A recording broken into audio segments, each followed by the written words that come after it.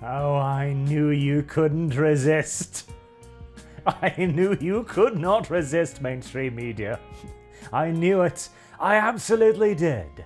See, couple days ago, when this whole Gamergate 2.0 thing really started taking off with a Kotaku article defending Sweet Baby Inc., me, Sargon, and Short Fat Kotaku had a stream about it, discussing it and the events surrounding it, and in it we wondered whether the mainstream media would wade into this full force now, whether or not the note had been circulated and they'd gotten their story straight. We speculated that maybe the mainstream media had learned their lesson from last time and would simply shut up and try to deny as much oxygen as possible to the resurgent Gamergate 2.0. But of course, that would require brain activity above and beyond that of your average goldfish. And so, here we are, with first PC Gamer wading into the fray with what I can only describe as a thoroughly low-browed take that adds absolutely nothing new to the discussion whatsoever beyond it totally didn't happen, except it did. So, let's ignore PC Gamer, for that is all it deserves, and instead go to the intelligentsia of The Guardian. It's 10 years since Gamergate. The industry must now stand up to far-right trolls. Conspiracy theorists are still routinely targeting and abusing women and woke game consultants. Now, on the second point, I'll give you that. I am quite happy to harass woke game consultants. In video format, YouTube, calm down, but I take offense to the preceding one, because having been in Gamergate for quite a while, I don't think at any point it was targeting women, and in fact I can say quite confidently right now that I am not targeting you, Keza MacDonald, because I genuinely have no idea what gender you are. I'm not being facetious here. I actually have no goddamn clue. This is the first time in my life that I am reaching for the they-them pronouns. And on that note as well, whilst you may feel reassured that I am not targeting you, Keza, in your Guardian article because of your gender, whatever it might be, but I somehow suspect that you might describe yourself as queer, and thus I question whether or not you yourself could define exactly what woman means to me. But that's besides the point for now, isn't it? So, the Guardian article. It starts out with 10 years ago, a game developer's aggrieved ex-boyfriend published a vindictive scree accusing her of trading sex for favourable reviews of an indie game. Actually, no. Apparently you haven't done a whole lot of research on this, which is tragic, of course, being an intelligentsia writer and all. But no, the scree that was being released was accusing her of receiving favourable coverage, not reviews, for her games. And indeed, we can go back and prove that the person in question, and we'll get back to who that person was later, it'll become very relevant very soon, wrote 3 articles mentioning Zoe Quinn's game in rather glowing and positive terms, one of which was shortly before they started dating, and, you know. This was leapt upon by the least savoury corners of the internet, 4chan, and kicked off a harassment campaign that broadened to include all women working in video games development or the gaming press. All women, very inclusive, as well as the industry's LGBTQ+ community. Well, firstly, there was even an organisation called Not Your Shield, where women explicitly came up and said, no, you can't actually use all women to defend your nonsense, and 2, the LGBTQ+ didn't even exist back then. Again, it's very poor research here. And it goes on, shutting straight white men out. So that's what they're accusing English. That's what they're accusing us of doing to Sweet Baby Inc. Sweet Baby Inc. is shutting all out white men, English, and that is what we're accusing them of. As Trump once again heads out on the campaign trail. Everything's about that Trumpalophagus, isn't he?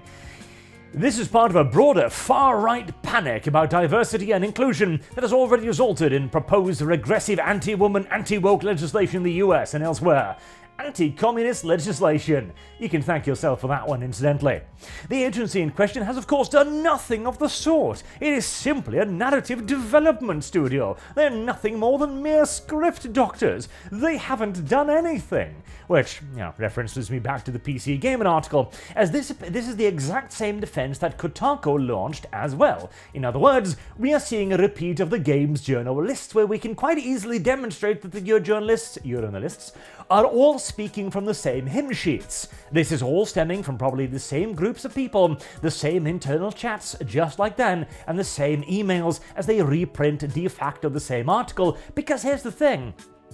This is, of course, a lie, as we were told by the leader of Sweet Baby Inc. We try to bring inclusivity, diversity, and new ideas to the industry.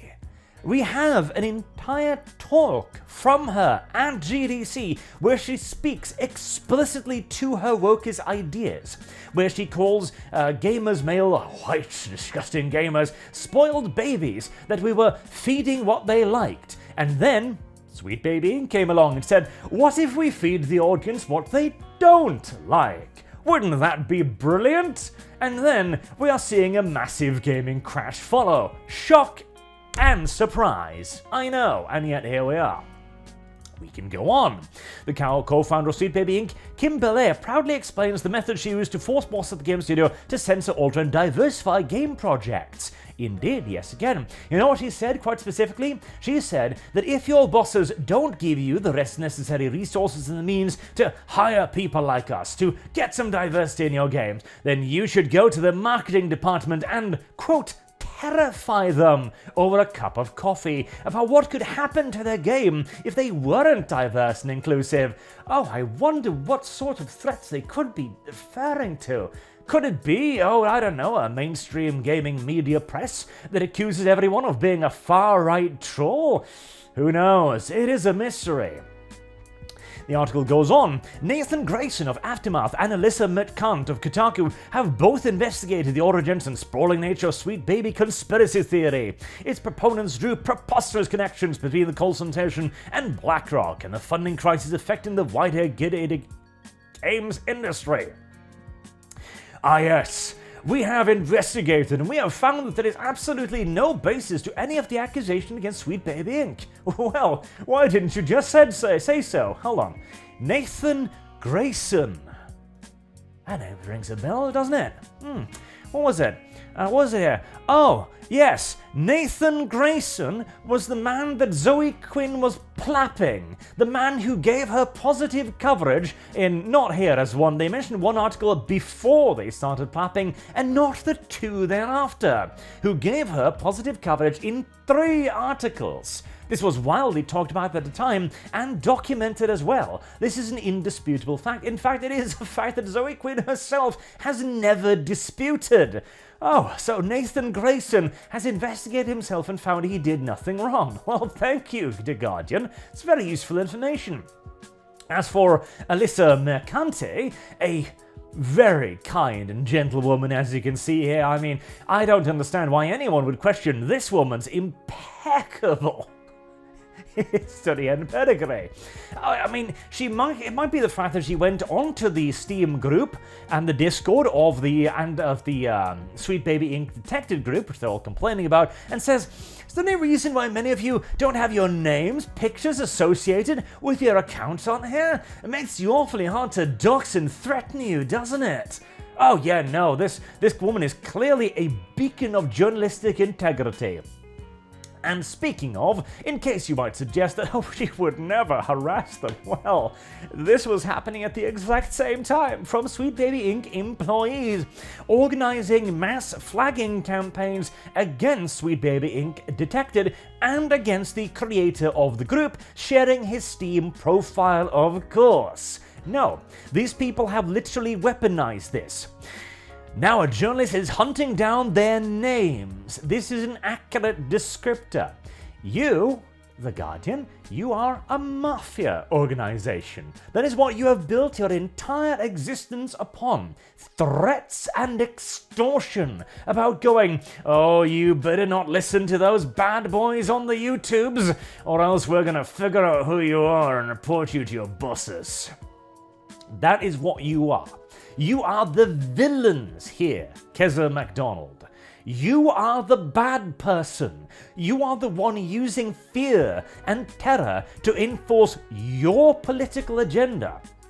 You are the one siding with the woman who makes it very clear that you should literally terrify people to force in their agenda, the things they are trying to actively push, the things they have stated openly they are trying to push, and you are sitting there going, this never happened. I hope, dearly so, that at one point in the distant future, you will look back at this and you will realize what you've done. And hopefully, you'll realize that you've done something wrong. And maybe then you can turn your life around and become somewhat less of a, well, tyrannical sadist. It's a nice thing. Trust me, it's quite nice over here on the normal side of things, as the rest of us are of course able to quite easily look at the actual spoken words of the people and ordain, just figure out some sort of motive from this, from the things they are literally telling us they are doing.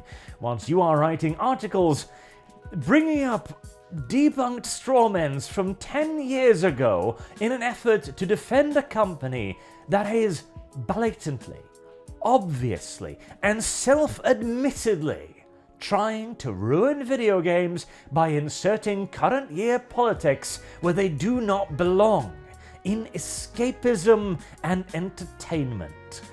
But until you realize all of this, please do consider writing articles, because it is a wonderful source of entertainment for the rest of us. Until next time, I've been Arch, thank you all very much for watching, and I do hope to see you all again soon. Have a good day.